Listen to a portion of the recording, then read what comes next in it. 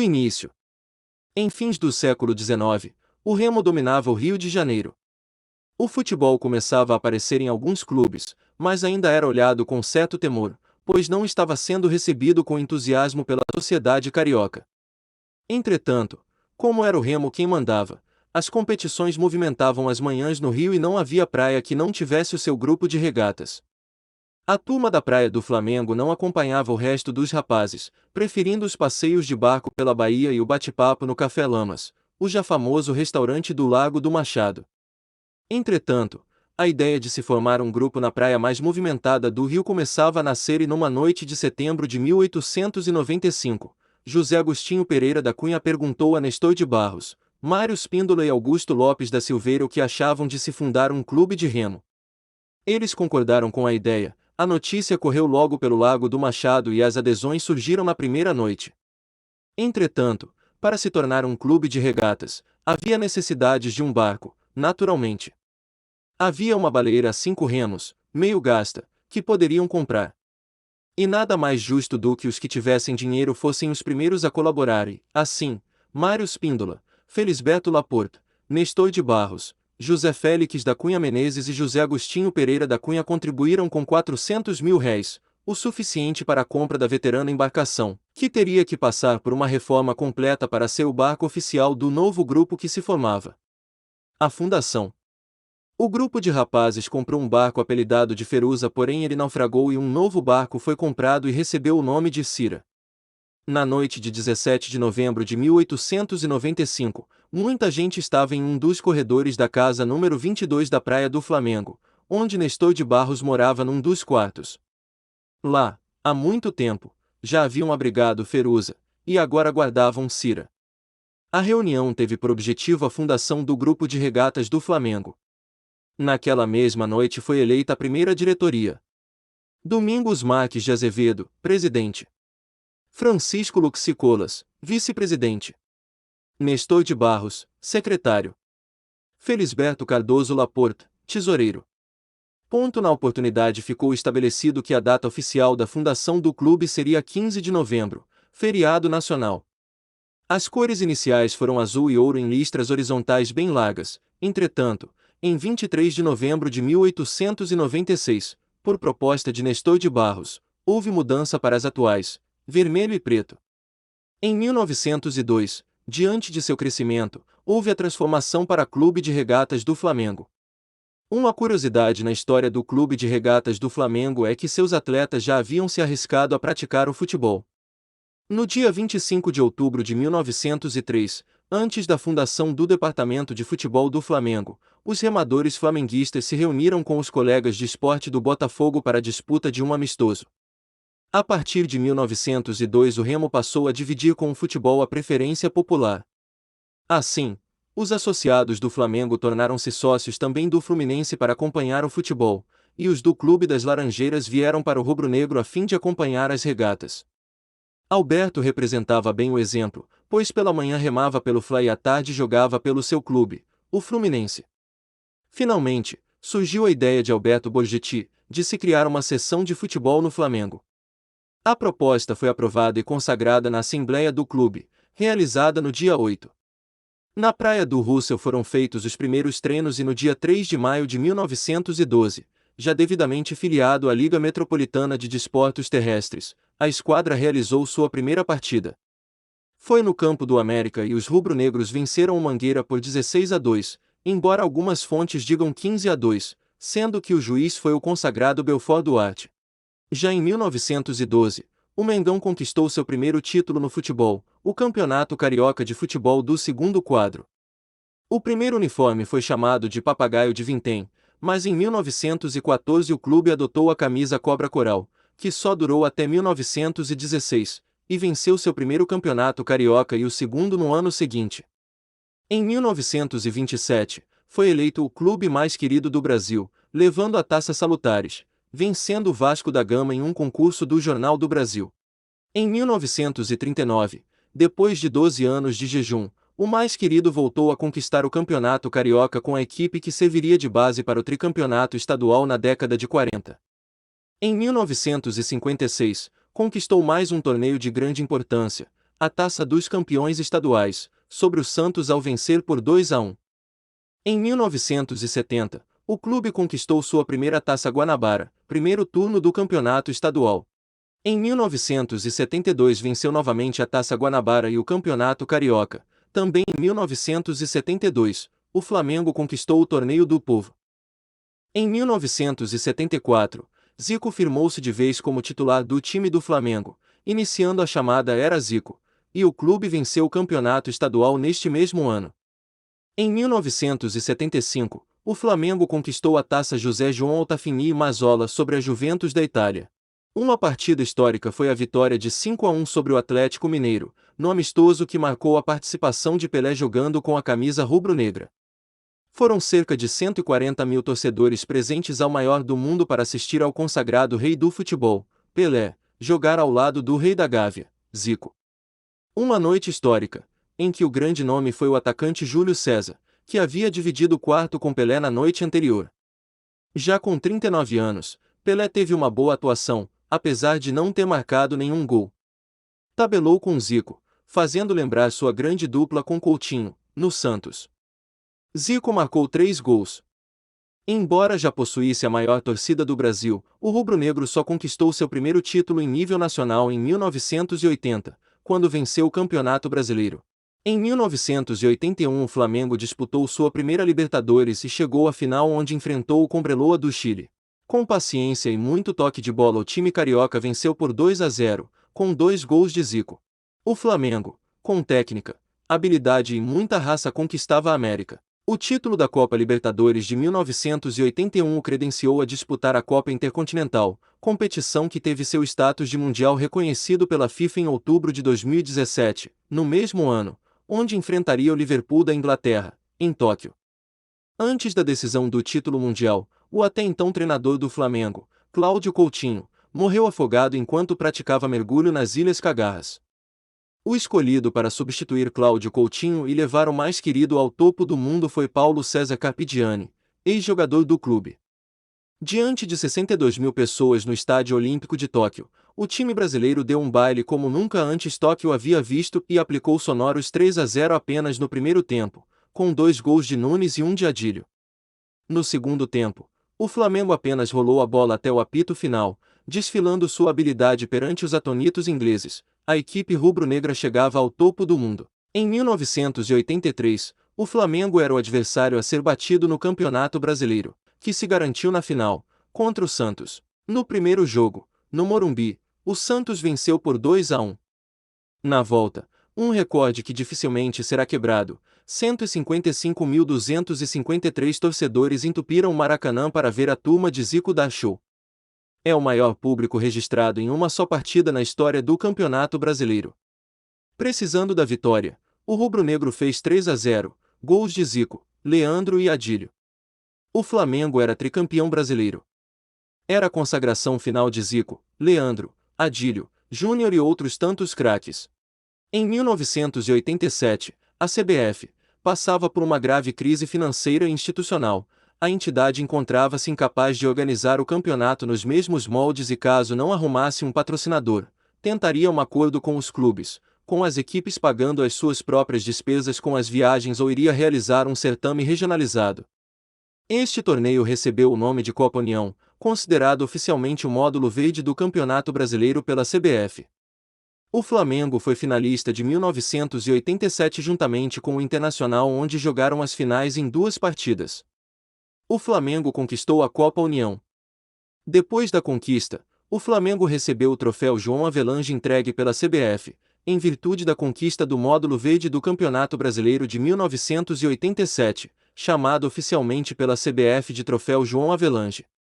Mesmo assim, após o título rubro-negro, foi-se realizada uma reunião entre os membros do C13 que por unanimidade decidiram que Flamengo e Internacional não disputasse o cruzamento estabelecido pela CBF entre os 2 primeiros dos módulos verde e amarelo, perdendo suas partidas por WO. Segundo o Clube dos 13, o regulamento foi alterado pela CBF, depois do início bem-sucedido e rentável da Copa União. Mesmo assim, o Clube dos 13 acabou concordando, antes dos jogos, com o quadrangular, através do seu representante Eurico Miranda, que assinou na CBF um documento em nome da entidade, comprometendo-se a seguir o regulamento da CBF. Eurico Miranda, em entrevista à Folha de São Paulo, disse que tinha assinado um acordo para que houvesse a competição, e o documento foi assinado em conjunto com os membros do Clube dos 13 de acordo com o que queria a CBF. Porém, o Clube dos 13 manteve-se firme e não disputou o cruzamento. Segundo eles, Eurico Miranda teria os traído, pois foi contra a vontade dos demais 12 representantes do Clube dos 13 que não concordavam com a realização do cruzamento.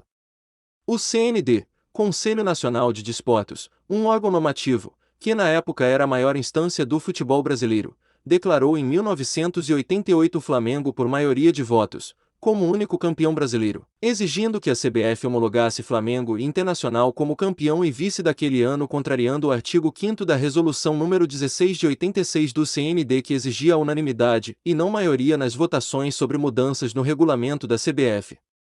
Assim, a CBF fez prevalecer a sua posição, anterior aos Jogos, oficializou o Sport como campeão brasileiro de 1987 e o Guarani como vice-campeão daquele ano. Em 21 de fevereiro de 2011, através da resolução da presidência número fevereiro de 2011 da CBF, oficializou o Flamengo como campeão brasileiro de 1987, ao lado do Sport. No entanto, em junho de 2011, teve que revogar seguindo a decisão da 10ª Vara da Justiça Federal de Primeira Instância da Seção Judiciária de Pernambuco, retornando a reconhecer o Sport como o único campeão brasileiro de futebol profissional de 1987. Em 28 de junho de 2012, em Manual, a CBF reconheceu o título brasileiro do Flamengo de 1987. Depois ela voltou atrás e disse que, no Manual, houve um erro crasso, onde ela mandou para a gráfica um material desatualizado onde o Flamengo era considerado campeão de 1987 ao lado do Sport. Em 8 de abril de 2014, o Superior Tribunal de Justiça, STJ, confirmou o Sport como o único campeão brasileiro de 1987 após contestação do Flamengo pela decisão na instância inferior. Em toda a sua trajetória pelo rubro-negro, Zico marcou 568 gols, tendo sido o maior artilheiro da história do clube. Em 1990, diante de um Maracanã lotado, Zico faria a sua partida de despedida pelo Flamengo. O ano de 1992 foi marcado pela conquista de mais um título nacional, diante de 122 mil pessoas, que além do título, assistiram a uma jogada imortalizada no futebol brasileiro, o drible de Júnior que deixou Renato Gaúcho sentado em campo. Em 1999 o Flamengo venceu a Copa Mercosul em cima do Palmeiras.